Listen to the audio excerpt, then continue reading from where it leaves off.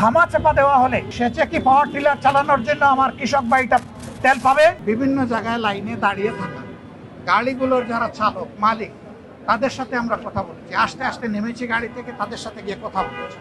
যারা মোটরসাইকেলে তেল নেওয়ার জন্য দাঁড়িয়ে আছেন তাদের সাথে কথা বলেছি। মালিকদের সাথে, আমাদের চালক বন্ধুদের সাথে কথা বলে বুঝতে পারলাম যে একটা গাড়িকে একবারে 2000 টাকার বেশি তেল দেওয়া হয় না, আর একটা মোটরসাইকেলকে সর্বোচ্চ 500, নিচে 150 টাকার পর্যন্ত তেল দেওয়া হয়। এইটা বিভিন্ন পাম্প বেঁধে এই বেশ কমতা হয়। এরপরে আমরা এসেছি এখানে পাম্পের কর্তৃপক্ষের সাথে কথা বলতে। মালিকদের কেউ এখানে ছিলেন না, এখানে যারা ম্যানেজমেন্টে আছেন তাদের সাথে আমরা কথা বলি। তারা আমাদেরকে যা বলেছে এটা হলো, আগে প্রতিদিন তারা 3 গাড়ি তেল পাইতেন, এই সংকট সৃষ্টি হওয়ার পরে দেওয়া হয় 1 গাড়ি।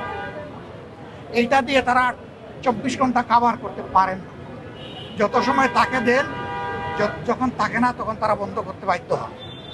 অথচ সরকারের পক্ষ থেকে বলা হচ্ছে আগের স্বাভাবিক সময়ের চাইতে এখন তেল অনেক বেশি বিক্রি হচ্ছে। তাদেরকে আমরা জিজ্ঞেস করলাম, পান যখন 3 ভাগের 1 ভাগ, আপনারা বেশি বিক্রি করেন কোত্থেকে? তারা বললেন যে এই কথাটা সত্য নয়। আমরা যেহেতু 3 ভাগের 1 ভাগ পাই, ওই আগের 3 ভাগের 1 ভাগই আমরা বিক্রি করি, সমানও পারি না, বেশি তো প্রশ্নই। সম্মানিত ভাইয়েরা, কি বলবো, জাতীয় সংসদকে বলা হচ্ছে মহান জাতীয় সংসদ, পবিত্র জাতীয় সংসদ, সার্বভৌম জাতীয় সংসদ, অনেক কিছু বলা হচ্ছে, কিন্তু সেই জাতীয় সংসদে দাঁড়িয়ে যদি জাতিকে অন্ধকারে রাখা হয় এবং সত্য কথা বলা না হয়, যদি অসত্য তথ্য দেওয়া হয়, তাহলে এটা জাতির জন্য দুর্ভাগ্যের এবং লজ্জা।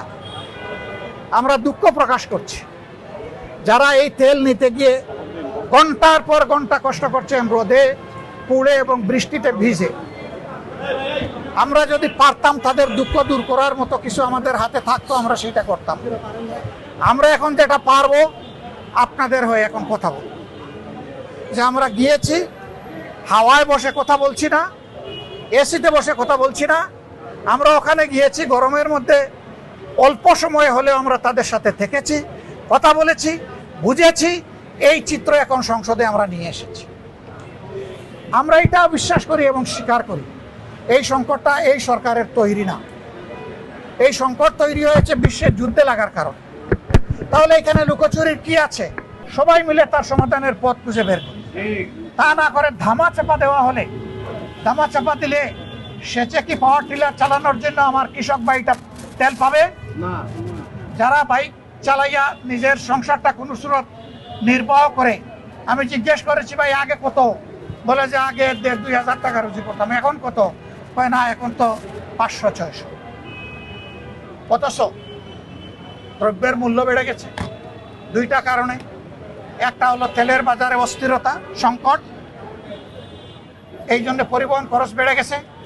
আর একটা হলো চাঁদাবাজির রেটও বাড়াই দিচ্ছে। এই 2টার ভার এসে সাধারণ জনগণের গাড়ে পড়েছে। আমরা ইনশাল্লাহ এই ব্যাপারে কথা বলব। আমরা সকল অন্যায়ের বিপক্ষে। আমরা বলতে কারা? আপনাদেরকে বাদ দিয়ে নয়, এই সবাই মিলিয়ে আমরা। আপনারা আমাদেরকে সংসদে পাঠিয়েছেন ভোট দিয়ে, আশা করেছিলেন আমরা সরকার গঠন করব। আল্লাহর ইচ্ছে ওটা হয় নাই, এই নিয়ে কোনো আফসোস নাই। আমরা সরকার গঠন করলাম কি করলাম না, এটা আমাদের কাছে বড় ব্যাপার নয়। আমাদের কাছে বড় ব্যাপার আমরা জনগণের জন্য কথা বলতে পারলাম কিনা, কাজ করতে পারলাম। আমরা কথাও বলবো, যেখানে সম্ভব কাজও করবো ইনশাআল্লাহ। সব কাজ এখন চাইলেই আমরা পারবো না, যা আমরা পারবো তা আমরা করবো ইনশাআল্লাহ।